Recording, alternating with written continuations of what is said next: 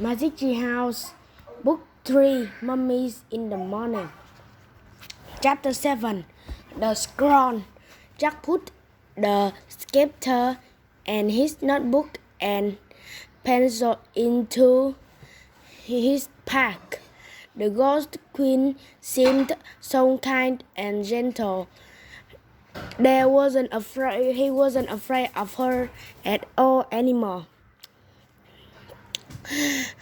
Jack and Annie followed her deeper into the pyramid. Finally, they came to some stairs. The stairs, said Jack and Annie together. The Ghost Queen floated up the stairs. Jack and Annie followed. The Ghost Queen floated right through a wooden door. Jack and Annie pushed on the door. It opened slowly. They stepped into a cold, drafty room. The Ghost Queen was nowhere inside. Dim torchlight lit the huge room. It had very high ceiling. On the one side was a pile of tables, chairs, and musical instruments. On the other side of the room was a small wooden boat. "The boat," said Jack. What is it doing inside the Queen's Hootabee's pyramid?" asked Annie. "Maybe it's supposed to carry her to the next life," said Jack. Jack and Annie went over the boat. They looked inside it.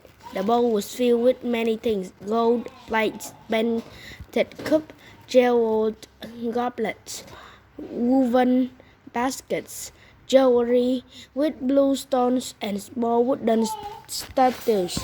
"Look," said Jack. He reached into the boat and lifted out a clay jug. "The jug," said Annie. Jack looked inside. "Just something's in here," he said. "What is it?" asked Annie. Jack felt in the jug. "It feels like a big napkin," he said. "A folded cloth," said Annie. And Jack reached into the jug and pulled out the folded cloth. It was wrapped around an ancient-looking scroll. Jack slowly unrolled the scroll.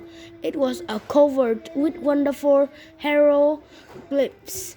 "The Book of the Dead," whispered Annie. "We found it." "Oh man!" Jack traced his finger over the scroll. It felt like very old paper. "Queen Hootabee," called Annie. "We have it. We found your Book of the Dead." Silence. Queen Hootabee. A door on the other side of the chamber creaked open. "Maybe she's in here." Jack's heart was pounding. Cold air was coming through the open doorway. "Come on," said Annie. "Wait, no," said Annie. She waited thousands of years for her book. "Don't make her wait any more."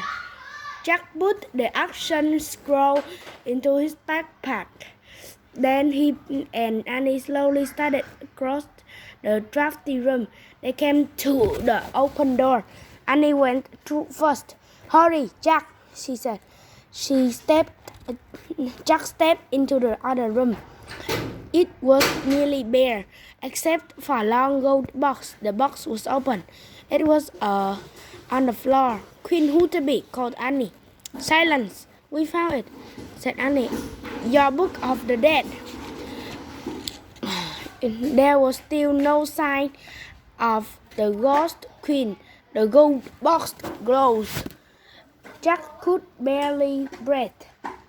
"Let's leave the scroll on the floor and go," he said. "No, I think we should leave it in there," said Annie. She pointed to the gold box. "No," said Jack. "Don't be afraid," said Annie. "Come on." Annie took Jack by the arm. They walked together across the room to the glowing gold box. They stopped in front of the box and peered inside.